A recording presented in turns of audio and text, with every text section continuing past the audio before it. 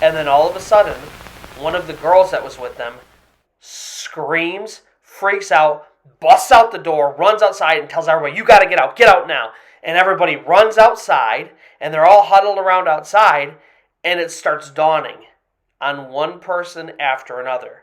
There were 6 boys and 5 girls. There were a total of 11, but there were somehow 12 people in that camper.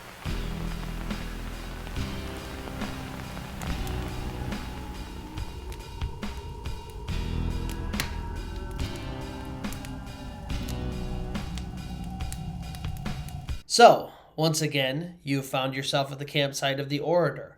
Please, pull up a chair. As you can see, the fire is stoked, which means I have another tale to tell. But before we dig in today, a couple of special announcements. First, if you find yourself loving this kind of content, first-person accounts of the supernatural, paranormal, things that go bump in the night, then please do me a favor. Like this video, and then go ahead and subscribe to my channel. Every single time I put out new content, you will get notified. And also, it's the easiest way for me to continue to grow my channel and to put out new content. Number 2, I always love interacting with my audience. So please leave a comment below your favorite part of the episode, types of episodes you would like to see in the future, maybe even a question you might have. Number 3, and most important, stay until the very end of the video. I am doing a giveaway in the entire month of June. It is going to be absolutely awesome. All of the details will be given at the end of this video, so please stick around all the way until the end if you want to learn how to compete and win that contest and get some cool free merch. Now, on to today's tale. This is a unique story today. Instead of collecting this story firsthand, which is normally how I do things, I was actually forwarded this story by a very good friend of mine. He had unearthed it from years and years ago online, and I read it. And normally, like I said, I like to collect stories firsthand and then tell them. But when I read this story, it was so terrifying, and there was so much detail in it that I felt compelled to retell this story in the year of 2023, and I think it's going to be absolutely awesome. So guys, brace yourselves for a truly terrifying tale tonight. It is a story that I'm going to call The Goat Man. So our story takes place in the early 2000s. You have Chris, he is 16 years old, and he normally lives in Chicago. So he's a city boy born and raised, but he has extended family all the way down south in Alabama. It is the summer of that year, so he's actually visiting family down in Alabama. He has his uncle and then a bunch of cousins who are also around his age. And his uncle lives on some farmland that butts up against a ton of forest, and they use that forest to go hunting and camping, and he is there with his cousins. And like I said, they're all around 16, 17 years old. They also have a bunch of friends over, so they actually decide that they're going to go out into these woods and find one of the many campers that his uncle has around the property. And those campers typically have like a fire pit and stuff like that. They're set up for camping and for hunting and things like that. So they're going to go out, they're going to find one of these, and they're all going to go camping and just have kind of a good time out in the woods. So they start by getting supplies. They get a bunch of water together, they get food together, they get snacks together, and they get all of this stuff. They have their coolers and everything, and they pack it all up, and they all head out into the woods. So you have Chris, and then he has 5 cousins who are with them, and then they also have some other friends that have come around too. So there's a total right now of 10 kids that are going out into the woods. So they gather all of their supplies, they head out into the woods. Now, as they were kind of walking and navigating these trails, one weird thing Chris remembers is that there was this really odd smell in the air. And it wasn't anything that you would normally smell in the forest. It kind of smelled like ozone or copper or maybe even kind of like blood. And it was sort of a sickening smell. And as they were walking down the trail, it kind of faded in and faded out. And he remembered thinking how odd that was to be out in the middle of the woods and smell something like that. But he thought, he's not super familiar with these woods. There could be any number of reasons why it could smell like that. And so they're navigating these trails, and eventually they come to a river out in the middle of the woods. And so they kind of park their supplies, and they end up just sort of enjoying the river. They go swimming, they're hanging out with one another, and just sort of enjoying the day. And then all of a sudden, from the woods, out steps a man and his son. Now, his son looks like he's about the same age as everybody else. He's somewhere in like 15, 16, 17 years old. And this other person looks to be his father, maybe late 30s, early 40s. And he has a hunting rifle kind of cocked under his arm. He approaches, and they kind of just have a conversation. Hey, who are you? What are you doing out here? They explain, hey, listen, my uncle owns this land. And the guy immediately knows exactly who they are. They're actually kind of neighbors, even though there's a lot of land in between them. And so they know each other really well. The kids explain, we're going to be camping out here a couple days, enjoying our time together. The guy says, yeah, totally no problem. Just, be careful. There can be some bigger animals in this woods and stuff like that. I would definitely travel in packs, and don't go out alone. Don't go out late at night and wander the woods, things like that. Just basically be safe. And they say, of course, we'll be safe. Then Tanner, who is this man's son, he asks if it's okay if he hangs out with everybody for the day. And his dad says, yeah, that's totally cool. Just come back before it gets too late. And so he joins them. There are 6 boys and 5 girls, so it's 11 in total. They're messing around at the river, and then eventually at some point, they do end up packing things in and navigating the trails, and they do end up finding their way to the campsite. Now, by the time they reach the campsite, it's still pretty early in the day, and so they sort of use the rest of the day to get things set up. They're hanging out with one another, they're gathering a bunch of firewood, they are making sure all their supplies are in order. Now, the actual campers had electricity, and they had cooking things and stuff like that inside, so you could actually cook off the gas stove and things like that. But they decided they also wanted to have a campfire outside, so they wanted to make sure they had supplies for both things. So it's starting to get a little bit later in the evening. It's about 7 o'clock, and Tanner asks everybody if it would be okay if he stayed out with them. They're all having a great time. They say, of course, the more the merrier. And so he says, I definitely have to go ask my dad. I can't just disappear. And so he's like, I'm going to run out and get my dad's permission, and then I'll get back right away. He decides to leave, and he grabs his own flashlight. And then in addition to him, there is one of Chris's cousins, whose nickname is Rooster. He goes with them. And then one of the girls that was also one of the friends there, she decides to go too. So you got the girl, Rooster, and Tanner. They're all armed with flashlights, and they head over to Tanner's dad's property to get permission for Tanner to stay. So they leave, and they end up being gone somewhere around a half hour, maybe 45 minutes. And everybody else at camp is just sort of enjoying themselves, having a good time, doing what 17-year-old boys and girls do. And then suddenly that smell returns, that kind of coppery iron taste of blood sort of smell. It's like if you get a nosebleed, after it's gone for a while, you can still sort of taste or smell that sort of coppery blood smell. That's what it smelled like. And it was so strong, it overpowered their campfire that they had started. And so they're kind of getting a little concerned. Is this maybe a gas leak? Is this an electrical problem? Is this something we need to be concerned about? And so they sort of search everywhere. They go inside and check the camper. They check the surrounding land to see if there's anything going on. And they can't find any sort of explanation whatsoever. And so at some point they decide, it's a nasty smell, but it is what it is. And so they kind of return to their campfire and sort of go on enjoying their night. And then all of a sudden, they hear something thundering towards them. And they all look up, and suddenly, illuminated by the campfire, is Tanner, Rooster, and the girl. They finally return, and they are sprinting. And they actually run right past the fire and into the camper. And they just book it right in. And everybody's very concerned. And so they immediately pop up and they follow them into the camper. And they're sort of trying to figure out, what is going on? Are you scared? Are you in danger? What's happening? So they're trying to kind of get an answer out of the 3 that were gone. Nothing is extremely forthcoming. Meanwhile, outside, the fire is sort of guttering and going lower and lower as they're trying to talk to these 3 who had gone and come back. Tanner, this girl, and Rooster, they were so scared, they were actually crying. So something in the woods frightened them badly enough that not only were they not speaking about it, but they really were like choked up and very, very terrified. And so at some point, without any kind of details, a couple of the other cousins said, we're going to go tend to this fire before it goes out and we have to restart it. And so they go to open the door and Tanner freaks out. He's like, no, shut the door. Don't open it. Don't you dare. And then he goes on to explain exactly what happened. Tanner, Rooster, and the girl, they had gone all the way to his dad's house. They talked to his dad, got his permission, but his dad said, there really is, some dangerous stuff out in the woods. I would feel a little bit more comfortable if you took a rifle or something with you, just because.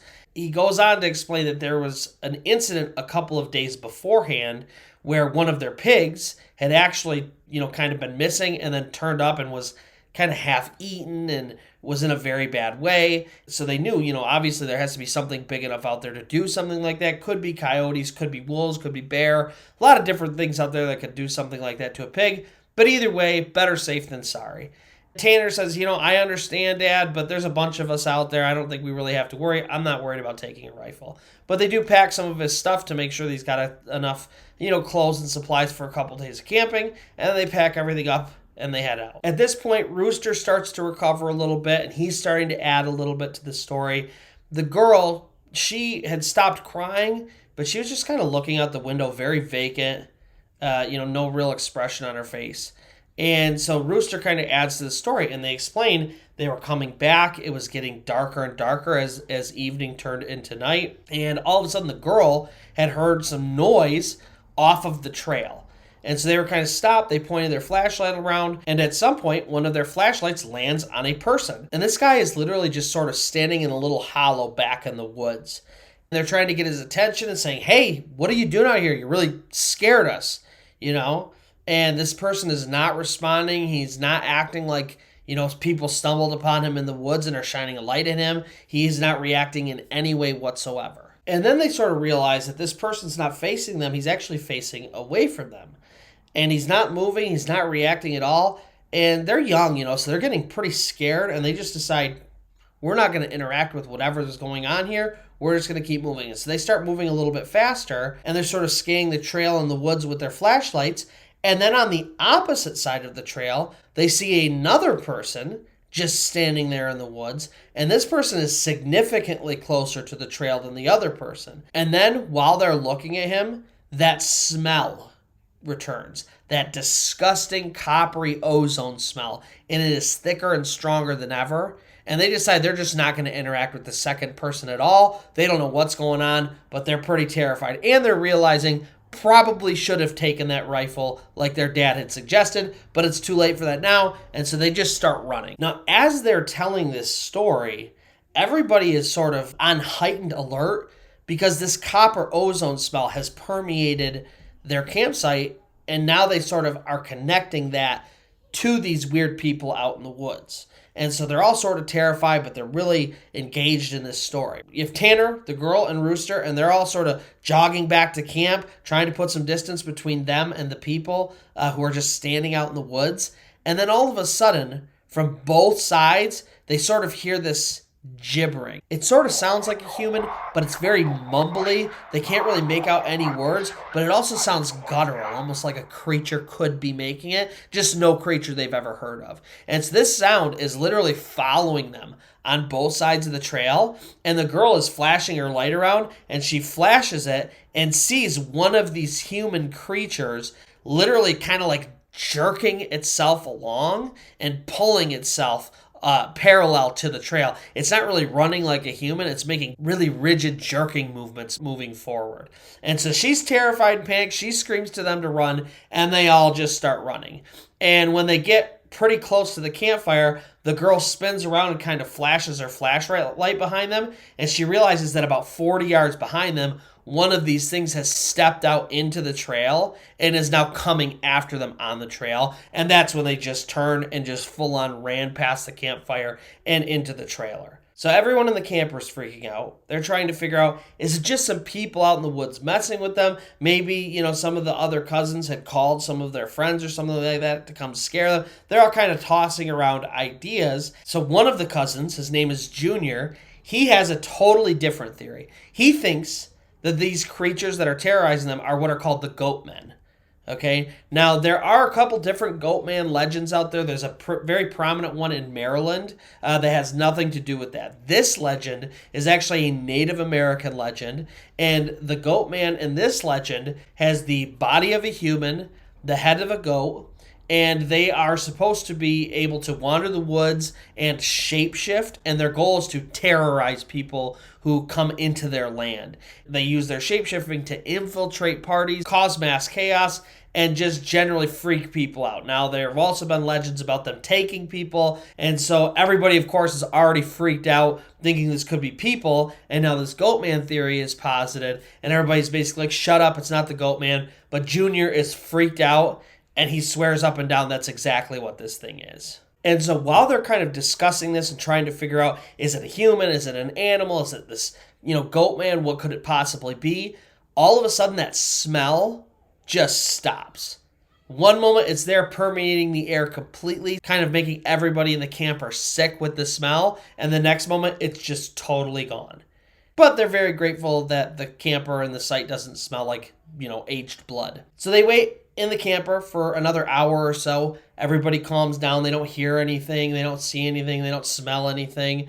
And at some point they decide, you know what? If these people were messing with us, they've probably grown bored of it. We could probably go outside. So they do go back out. They reignite the fire. And for the rest of that night, nothing at all happens. They enjoy the evening together. Everybody has a ton of fun. They go into the camper. They go to sleep. No issues whatsoever.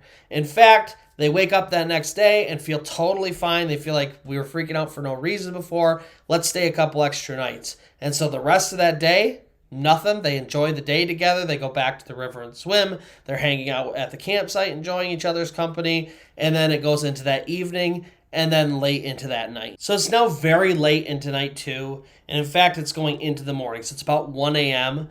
They're all sitting out, enjoying the campfire, kind of getting drunk, enjoying each other's company. And then out of nowhere, the smell returns. And this time it's so strong that a couple of the women that were there, they just start vomiting. It's literally that strong of a sickening blood copper smell. Chris, he is very aware that something weird is going on. He's sort of been the on edge one, if anybody was up to this point. He was kind of paying attention to things and he was noticing something was just off. In addition to the smell, he said the air felt really clammy and wet and weird. And so he just right away says, you know what? We need to go into the camper. I don't know what's going on, but we probably should have left the night before or at least earlier today and not really tempted fate. But something weird is going on. We need to get inside. And so he does. He ushers everybody inside, and they are all now in the camper again. So now they're all huddled in this tiny camper. They're freaked out. The smell does not go away, and they just are locked in there, and they decide, you know what? We're probably not going back out tonight. And so they sort of start to settle down. They don't hear anything. They don't see anything. And at some point, somebody says, I'm getting kind of hungry, and they all kind of agree. And so they pull some brats out, they fire up the stove, and they cook some brats. Now, these are, packs of 4, and they have 3 different packs, so they cook up 12 brats in total, and everybody kind of sets to and eats them. So at one point, one of the cousins finishes his brat. He's still hungry, and so he gets up to get the last brat that was in there, right? Because there's 12 brats, 11 people. He gets up, and he notices that 12th brat is gone. He says to Chris, what, you think you get 2 and everybody else only gets 1? And Chris says, what are you talking about? I cooked 12 brats, and there's 12 of us here. Everybody got 1 brat. Nobody got 2. And then all of a sudden, one of the girls that was with them screams, freaks out, busts out the door, runs outside, and tells everybody, you got to get out now. And everybody runs outside, and they're all huddled around outside, and it starts dawning on one person after another. There were 6 boys and 5 girls. There were a total of 11, but there were somehow 12 people in that camper with them. And one of those people didn't belong. Now, Chris, he was paying attention to everything, but, he kind of only sort of knew some of these cousins, and he didn't really know their friends at all. He had just met them. And so everybody there that day, or at least the majority of them, were strangers to him, and so he did not pick up on it right away. But slowly they're starting to piece this together that somehow an additional person had snuck their way into the camper. And they're all outside, they're huddled together, and they count, and there are only 11 of them out there, which means that 12th person, whoever it is still inside the camper. And that's sort of when it dawns on Chris. He realized he had felt off the entire day and he didn't understand exactly why. And now it's dawning on him that this is why. He realizes that there have been 12 people the entire day. Somehow there was an extra person at camp that was eating with them, conversing with them, hanging out with them, and nobody in their party noticed that there was an extra person. And so Chris, he's got goosebumps. He's freaked out. He knows that there's this additional person inside the camper that stayed inside, but there are 11 of them, and they're getting ready to do something about this. So the party, they all gather these big sticks as big as they can find, and they march all together into the trailer, and they search it top to bottom, and it is completely empty. There's nobody else in there. And so they decide, all right, let's close the door. We're locking ourselves in. We know now that there's only 11 of us. There are 11 of us. We're just not going back out tonight. And so they're sitting there, and this girl, the one who freaked out and ran outside, she explains, hey, listen, I realized all of a sudden that there was an extra person, and then whoever was sitting next to me grabbed my leg really hard.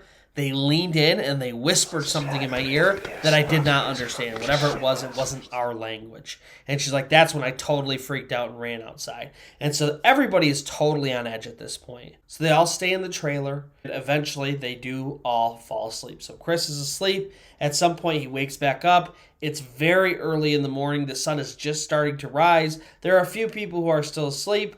And then there are some people that are up and they're packing their bags and they're getting ready to leave. And so Chris, he kind of talks to that girl who had been grabbed by the person the night before. He says, hey, we're really getting out of here, right? And she's like, you know what? I don't know exactly what happened. I can't explain if it was like supernatural, if it was just a person screwing with us or what. She's like, but I feel uncomfortable and I want to leave. As the sun is getting higher, everybody's packing up to leave. But there's a group of the kids that decide that, whatever had happened, it was weird, but it wasn't so weird they're going to let it spoil the rest of their week. They still want to stay camping. So they all sort of pack their things. They're getting ready. And it turns out there are going to be 4 people who end up leaving. A couple of the girls, a couple of the guys. And then there are 8 people who stay behind. There's actually 4 guys and 4 girls that stay behind. Chris, Tanner, a couple of his cousins, and then a couple of their friends. Now, Chris, he wants to leave. He's completely terrified. He thinks that it's crazy that anybody would want to stay out in these woods, but unfortunately, his uncle had sort of entrusted him to sort of oversee this excursion out into the woods, and so he's sort of obligated to lock up when everybody leaves. And so even though he's telling me, listen, we need to get out of here, this is really weird, a bunch of them are just like, come on, you're overreacting, you're being ridiculous, we want to stay. And so at the end of the day, he says, all right, fine, Tanner, you go get your gun, we'll be extra cautious and we'll just stay, even though I think it's a really bad idea. So about an hour and a half goes by. It's 5:30. Tanner has not returned with the gun yet. So Chris is very on edge. Everybody else, they wanted to stay. And so they're all just very relaxed. And Chris is trying to tell them, we need to get out of here. No one's really listening to him at this point. And then at some point, one of his cousins looks out the window and he says, hey, that girl that got grabbed last night that freaked out, she's at our campsite. She's standing by the fire pit right now. And sure enough, they all go to the window. They look out and she's standing there back to them, just sort of looking out into the woods, but she's clearly in their campsite. Now it's 5:30, so there's still a lot of light. Chris immediately gets a bad feeling about this. He's thinking, if she was so terrified and really wanted to leave and this really happened, what would she be doing back in our campsite? And so right away, he's like, guys, I have a bad feeling about this. And just as he's saying this, he gets just a hint of that coppery blood smell. And he's trying to explain to them, guys, there's something off about this. We really should be very cautious in dealing with this. And everybody's just blowing them off, right? These are the people that wanted to stay even after everything had happened. And so they're very relaxed about the whole situation. So one of the girls, she actually decides she's going to go get her. So she leaves the camper. She starts walking towards her. And when she gets about halfway across the campsite to this other girl, she stops because the girl that was standing with her back towards them, she starts sort of like, it's almost like she's laughing, but there's no sound coming out of her. Her shoulders are heaving really heavily. Her whole body's sort of convulsing and heaving, but there's no sound at all. And then Chris realizes there's no sound anywhere. The forest is totally silent. Normally you could hear birds or geese or just something out in the woods. Squirrels chattering, and there is nothing. It is dead silent. So he steps out, tells the other girl, he says, "You better come inside right now." The girl does listen. She starts backing up slowly until she gets to the camper. He helps her get in. They slowly close that door and lock it. And then they close all the blinds around the windows except one that's facing this girl. And one of Chris's cousins, he sits down and he's just watching her. And for the next 20 minutes, she just stands there totally still, doesn't move. They're all just sort of watching, figuring out what the heck is going on. And then all of a sudden there's this boom at the door. Really loud, really harsh boom. And they can just hear something pounding against the outside of the door. And everybody's freaking out. Some of them are laughing because they think this is still a joke. Chris is certainly not laughing. He's freaked out. But then all of a sudden it's Tanner's voice saying, let me in. Hurry up, stop messing around. You gotta let me in. And so right away Chris runs over. He unlocks the door. He wrenches it open. And there's Tanner. He runs inside. So in the confusion, they had all turned towards the door. And now they look back out into the campsite. And it's totally empty. So Tanner explains he was coming back. He grabbed his father's rifle. He does have it with him. He was entering the campsite area, and there was a girl standing there looking at him. Now, he says it was not the girl that had got grabbed last night. He said there was a totally different girl. She's sort of staring at him with a very slack-jawed look. Like vacant expressions. She's sort of seeing through him, but she's clearly following him. So as he's walking around the campfire and kind of avoiding her, because he's getting very bad vibes from her, her head is slowly turning and following him around the campsite. And then he realizes, even though she hasn't taken a step, somehow she's getting closer to him.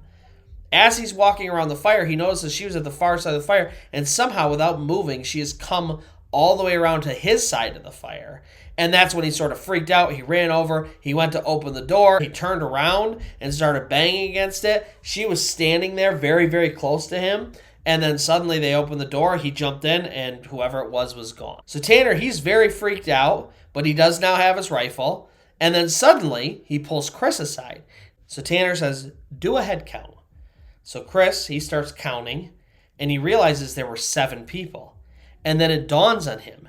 4 people left camp, but somehow there were still 8 people back at camp, which means whatever this thing was, it had somehow, during either the night or early the next morning, slipped back into their campsite and had been there the entire time. And so Chris, he's on a campaign to get everybody to leave. So he asks everybody, hey, how many people have been here all day? And they're all like, there have been 8 people. He says, do a head count. And they all count and realize that there are now 7 people. So Chris is taking this very seriously, and evidently Tanner is too, right? So he goes to his house. He explains to his dad, hey, we did hear some bigger animals in the woods. I think, we're going to stay out there, but we're going to feel a little bit more comfortable if we do have a gun. He not only brings the rifle, but he brings a couple boxes of ammo. And Tanner called his cousin, who's going to come out later that day. And then in the morning, they will all head back together. So his cousin's a little bit older, and they're going to feel a little bit more comfortable. So Chris, even though he's not happy to stay another night, he thinks, you know what? As long as we stick together, we have this gun, and we're going to be leaving in the morning, I feel better than I did previously. So it's getting a little bit later. The sun is starting to go down, and suddenly they see somebody coming up the trail, and Tanner says, hey, that's my cousin. And so they make sure, hey, you're okay. He seems totally normal, and he has one of these big old school lanterns that sheds a ton of light all across the camp, and he's carrying another rifle. So they let him in. He comes in, and he's kind of looking around at everybody, and he sort of looks outside, and he's clearly confused about something. So Tanner's cousin says, hey, where's your other friend? I thought she would have been here by now. And also, is she a little slow or something? And also, were you guys cooking blood or something like that? The entire time I was walking over here, there's a smell of wafting like blood or copper or something like that. What the heck is going on out here? So none of them really want to give an explanation, but they kind of feel like they owe this guy who came out to kind of rescue them. And so Chris says, well, first, before we get into anything else, what are you talking about our friend? And so he goes on to explain. He had been walking down the trail when he came across a younger girl. She was probably 16 years old, something like that. And he said she looked at him with a very slack-jawed, vacant expression. He was a little bit confused, and he was asking her questions. And she just was not responding to anything at all. He asked, are you with them? What are you doing out here? Are you okay? She wasn't saying anything. He got kind of a weird feeling, and he decided, you know what? My mission is to go find these kids. I don't know what the heck is going on with her, but whatever. So he says, I guess come with me to camp. And so she starts to follow him, and he's kind of keeping an eye on her, but he's noticing that she's falling further and further behind. And at some point, he goes around a bend in the trail. He's waiting for her to catch up. She's not. So he kind of goes back around to look, and she's totally gone. And so he thinks to himself, I don't know, maybe she took a shortcut. They've been out here for a couple days. Maybe she knows how to get to the camp better than I do. And so he makes his way all the way back to the camp. That's when he kind of confronted them and asked them what was going on. And so Chris explains basically everything that had happened about the smell and about the weirdness of the people and how there was an extra person. He was half expecting Tanner's cousin to just kind of blow him off or laugh, but he did nothing of the sort. So Tanner's cousin, he actually goes, he sits down, and he says, I kind of glossed over my interaction with this girl. Now that you're explaining all this, let me tell you everything that happened, because something weird happened to me too. He said, she was acting so strange that I actually wanted to keep her in front of me. I didn't want to turn my back on her. He said, but no matter how slow I walked, she would just stay behind me. And he's like, she wouldn't answer any of my questions or interact with me at all. So I couldn't be like, hey, I want you in front of me, because she just wasn't listening. He ends up, slowly moving forward and keeping an eye on her. And he said at some point he turned around and she was literally standing right behind him, like had somehow snuck up right behind him without him noticing. And he sort of took a step back. And that's when he asked, like, are you okay? Are you injured? Do you need me to carry you back to camp? What's going on? And then he's like, I reached out my arm to grab her, to kind of put my hand on her shoulder to see if she was steady. And he said, I felt like I must have misjudged the distance or where she was at. He's like, when I went to put my hand down, I had missed her.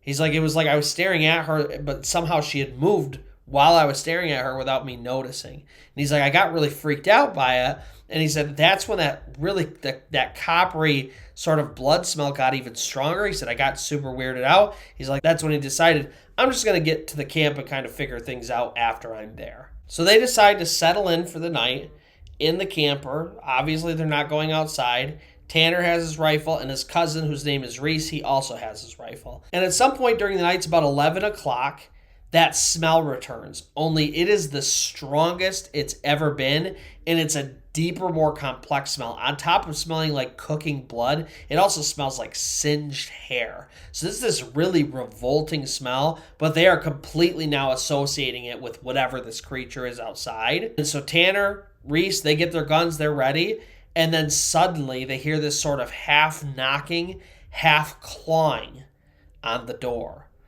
And then a voice speaks. And the only way Chris can explain the sound of this voice, if you've ever seen a video of a person trying to teach a cat or a dog to speak, and they somehow do make a sound that almost sounds human, it is like the eeriest sound in the world. And it clearly did not come from a human, but it sounds like they're speaking. That's exactly what this thing sounded like. It was clawing at the door, and it was saying, "Please, let me in. Let me in, please. You need to let me in. Stop messing around." And they are all freaked out. So they have their guns pointed at the door. They're just waiting for something to happen. And then slowly, the smell recedes. But they can hear this thing slowly marching around their camp. And then every once in a while, it'll make its way back to the door and scratch the door. "Please, let me in. Please stop messing around and let me in." And then, once again, it would start marching around the campsite. Now, this happened for the next couple hours, and at some point, Reese had been totally fed up with it. So he actually opens the door, steps outside with his rifle, fires it once into the air, and screams, "In the name of Jesus, I command that you leave." And then suddenly, all the way across the camp in these bushes, he hears this totally different sound. It sounded like animals and a woman together, sort of screaming, or a bleat. It was this really high-pitched screaming noise, and it was coming from the bushes that were also rustling. So he turns, he shoots into the bushes, and then something comes crawling out of them, low to the ground. He fires once at it, and then he gets back into the camper, closes the door. And then for the rest of the night, for the next couple hours, That's what they hear, this crazy screaming, bleating sound out in the woods coming from all different directions. Now this thing is screaming and kind of moving around, but it's all outside of the campground and it never comes back into the campsite. And then at some point after a couple hours, it does die down and everybody slowly falls asleep except for Tanner. Tanner's sitting there in a chair with his rifle loaded, cocked, and ready to go, pointed straight at the door. So as Tanner's sitting there, gun trained at the door, somebody comes out of the bathroom, lays down, and goes to sleep. And then Tanner starts to nod off. And then it dawns on him, hang on, I don't think anybody went to the bathroom. And so slowly he counts. 1, 2, 3, 4, 5, 6, 7, 8, 9. There are now 9 people. Now remember, there were originally supposed to be 7. And then Tanner's cousin Reese showed up, so there were 8. But now he's counting 9 bodies. So he knows this thing just snuck back in amongst them. He decides, I'm obviously not going to shoot this thing because who knows what it is or if a bullet would even hurt it. And I don't want to start shooting inside the trailer anyway. But now he is way too terrified to fall asleep. And so for the next few hours, he pretends to be asleep, but he is ever vigilant watching this thing. And he said every half hour or so, it would slowly stand up and sort of jerk its body, or it would do one of those heaving things where it was like it was laughing without making any noise, and then it would slowly lay back down. So everybody wakes up. It's the next morning. Tanner is very clearly on edge. Chris can tell that, but he just says, you know what, let's pack up real quick and let's head to my property, and then we will just, cart you guys all the way back to your uncle's house, no big deal. And so they all pack up, and Tanner says, you know what, you go ahead. I'm going to kind of do a second look of everything here, and I will lock everything up, and I'll meet you up there with the keys. So they all leave. Tanner stays behind, and sure enough, maybe 10, 15 minutes later, he catches up with them. He's just sort of walking along in back, kind of paying attention to everybody. And then at some point, the extra person who had been following them the entire time starts lagging behind. Tanner, of course, notices this because he has been paying attention to this extra person. It looks him dead in the eyes and then somehow disappears into the woods. So now it's later, they're all back at the house, and Tanner explains exactly what had happened. And he said, when it came in from the bathroom, I realized that it must be where it was getting in. So when I had you guys leave and I went to lock up, I looked up, and sure enough, there was a window there. The screen had been popped out of it, and nobody had thought to lock that little window. So that must have been how it was getting in and getting out. Now, luckily, at that point, everybody gets in the truck.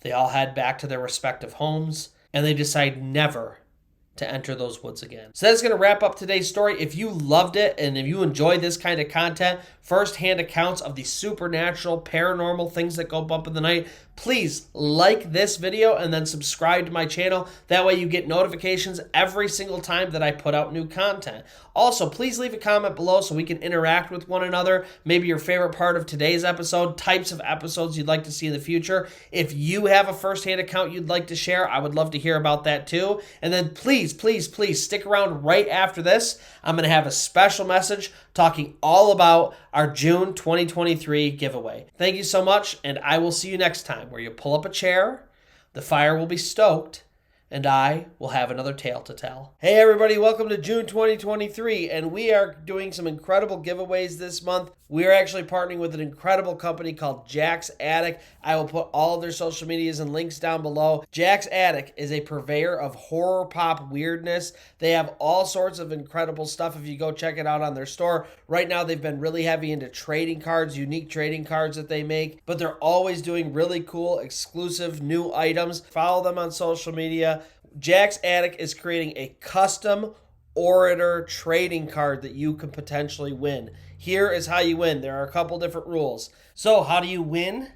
Well, first you have to be subscribed to my channel before anything else. So make sure that you head over to the Orator on YouTube. Look me up. I will send a link below, and make sure that you are subscribed to my channel. Once you're subscribed, every single time you comment on one of my videos in the month of June, you're going to get an entry, okay? Now this is one comment per video, but you're welcome to comment on every single video that I post in June. Every time you comment on a video, one per video, you're going to get entered at the very end of the month We are going to draw 20 names in total, and if your name is drawn, you win. It's that simple. So here is exactly how these trading cards are going to work. There are 20 in total. Every single one of these trading cards is going to be unique, okay? They're all going to have the custom orator logo on the front, but here's what makes each card unique. Every single one of those cards is going to have been burned by the orator's fire, which means every single card is unique based off of its individual burn marks. Now, some say that my fire provides protection, and others say it draws the spirits ever closer. I will let you, the winners, decide which is true.